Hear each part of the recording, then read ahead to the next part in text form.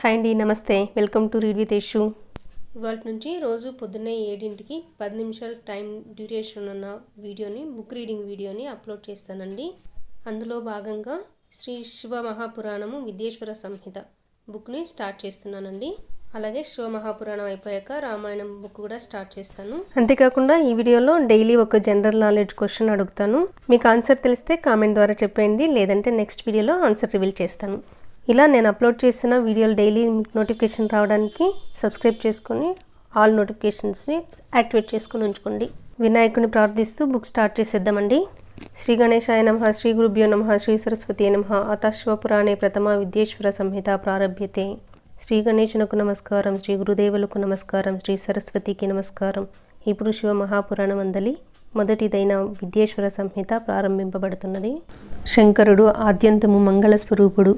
ఆయనతో సమానమైన తత్వము ఎక్కడనూ లేదు. ఆయనకు జనన మరణాదులు లేవు. సృష్టి, స్థితి, లయ, తిరోధ, అనుగ్రహములనే పంచకర్మలను ఆయన లీలామాత్రంగా నెరవేరుస్తూ ఉంటాడు. ఆయన పంచముఖుడు. శక్తి స్వరూపిణి అయిన అంబికతో కూడిన ఆ అవిభాజ్య తత్వాన్ని, పరమోత్కృష్టమైన దానిని మనసులో ధ్యానిస్తున్నాను. సాంబ సదాశివ. ఓం నమ శివాయ, ఓం నమ శివాయ. వ్యాసుడిలా అంటున్నాడు: ధర్మక్షేత్రము, గంగా యమున సంగమస్థానము, బ్రహ్మలోక మార్గము, పుణ్యప్రదము అయిన ప్రయాగ క్షేత్రంలో జితేంద్రియులు, సత్యవ్రతులు, తేజశాలురు, మహాత్ములు అయిన మునులు మహాసత్రయాగాన్ని అనుష్ఠిస్తున్నారు. ఆ వార్త విన్న వ్యాస శిష్యుడు మహాముని నిఖిల పురాణ వ్యాఖ్యాన వైఖరి సమేతుడైన సూతుడు మునిదర్శన కాంక్షాతత్పరుడై విచ్చేశాడు.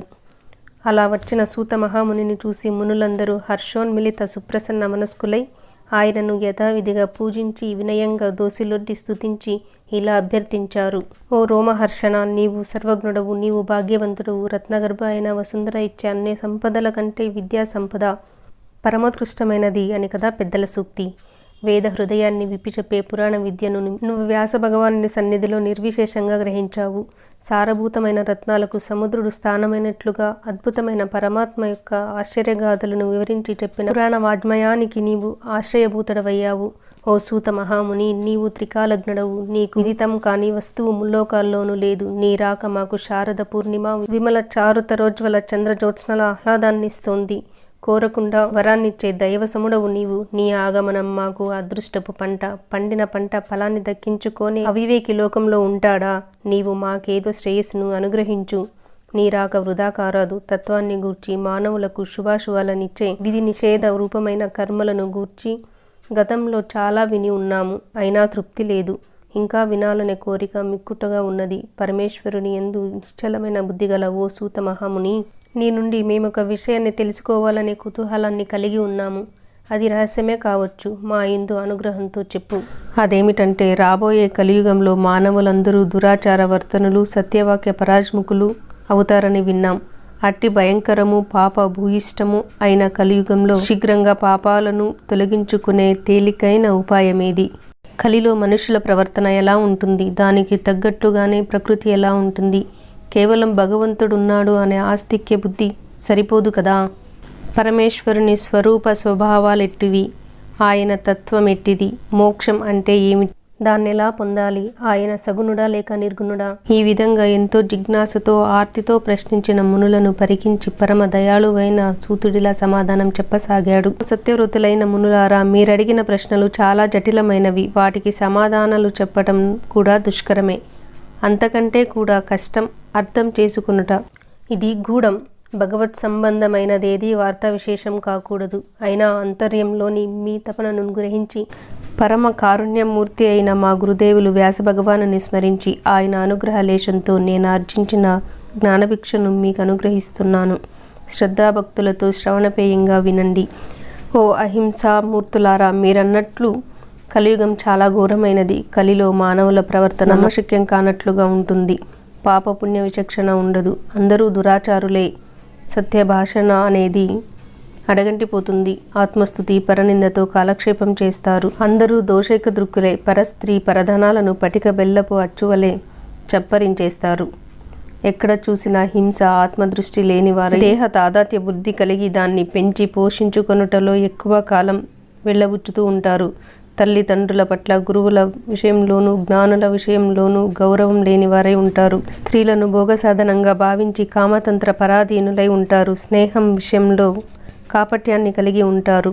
విప్రులు వేదాన్ని విక్రయిస్తారు. వారు లోభగ్రస్తులు, ఆశాపాశ బంధితులు అవుతారు. అకారణంగా బ్రహ్మానందాన్ని అనుభవించే బ్రాహ్మీభూత స్థితి నుండి చ్యుతులవుతారు. జాతి ధర్మాన్ని, కర్మలను విడిచి వర్ణ సంకరం చేస్తారు. అహంకార మమకారాలకు వశులై ఆత్మజ్ఞాన శూన్యులవుతారు. వారిలో సమత్వ బుద్ధి ఉండదు.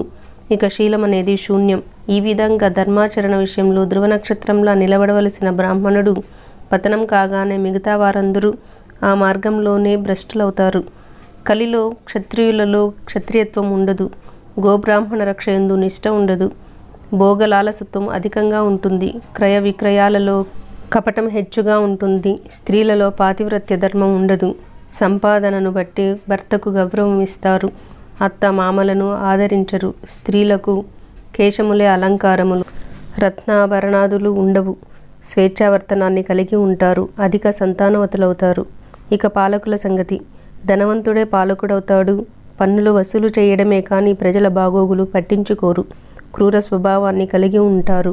దొంగలు పాలకులవుతారు. పంక్తి బాహ్యులైన నటులు గౌరవ భాజనులవుతారు. ప్రజల ధనమాన ప్రాణాలకు రక్షణ ఉండదు. దేవాలయ వ్యవస్థ సక్రమంగా నడవదు. జనులందరికీ జీవనం కష్టంగా ఉంటుంది.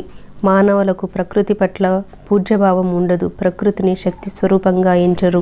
భోగ సాధనంగా భావిస్తారు. ఆ కారణంగా ప్రకృతి సహకరించదు. ప్రకృతి పురుషుల మధ్య సామరస్యం లోపిస్తుంది. సమన్వయం ఉండదు. తత్ఫలితంగా ప్రకృతి విజృంభిస్తుంది, గతి తప్పుతుంది. దానికి సూచనగా భూమి నిస్సారమవుతుంది. రసగంధ ద్రవ్యములు పసను కోల్పోతాయి. పువ్వులలో వాసన ఉండదు. పండ్లలో రసం ఉండదు. సమస్తమైన పదార్థాలు రుచిని కోల్పోతాయి. పాలలో జిడ్డు ఉండదు. ఈ సూచనలు రాబోయే విపత్తుకు సంకేతాలనే విషయాన్ని గ్రహించి పాలకులు, ప్రజలు ధర్మాచరణకు ఉపక్రమించకపోతే ప్రళయం తప్పదు. నరులలో ఇంత దుర్మార్గ ప్రవర్తన గల పాపపు కలియుగంలో సైతం సులువుగా తరించే ఉపాయం లేదా అంటే ఉంది. దానికి పెద్ద ప్రయత్నం అక్కర్లేదు. ఎందుకంటే అది సిద్ధ వస్తువు కనుక. సాధ్య వస్తువుకు ప్రయత్నం కానీ సిద్ధ వస్తువుకు ప్రయత్నం ఏముంటుంది? చిలుక చెట్టుపై రాలి పండును ఆస్వాదించినంత తేలికైన మార్గం అది. ఆ ఉపాయాన్ని ఉపదేశిస్తున్నాను.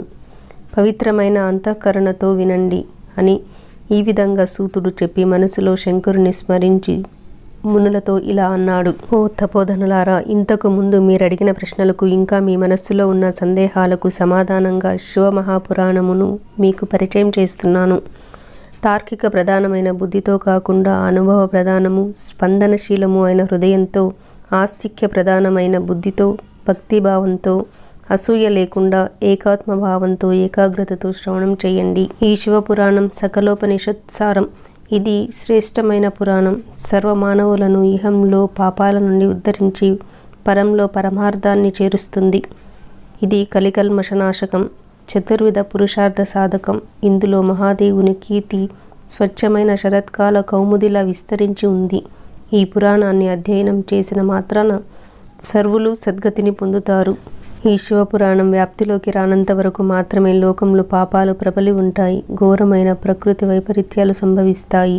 ఇది పరిచయం కానంత వరకు మాత్రమే ఇతర శాస్త్రాలు, పురాణాలు పరస్పర ఆధిక్యతను నిరూపించుకొనుట కోసం తగులాడుకుంటూ ఉంటాయి. పుణ్యతీర్థములన్నీ అహమికతో స్పర్ధ వహించి ఉంటాయి. ఇతర మంత్రాలన్నీ తమ ఆధిక్యతను చాటుకొనడం కోసం పోటీ పడుతూ ఉంటాయి. ఇతర పీఠాలు, పుణ్యక్షేత్రాలు, దేవతలు, వేయేల ఏ ఇతర సిద్ధాంతాలైనా సరే వాటి మహిమ ఈ శివపురాణం ప్రకటితం కానంత వరకు మాత్రమే. సూర్యోదయానంతరం చీకట్లన్నీ పటాపంచలైనట్లే ఈ శివపురాణ పఠనానంతరం మానవులు అవిద్య, అజ్ఞానం నశించి కష్టాలన్నీ హరించుకుపోతాయి.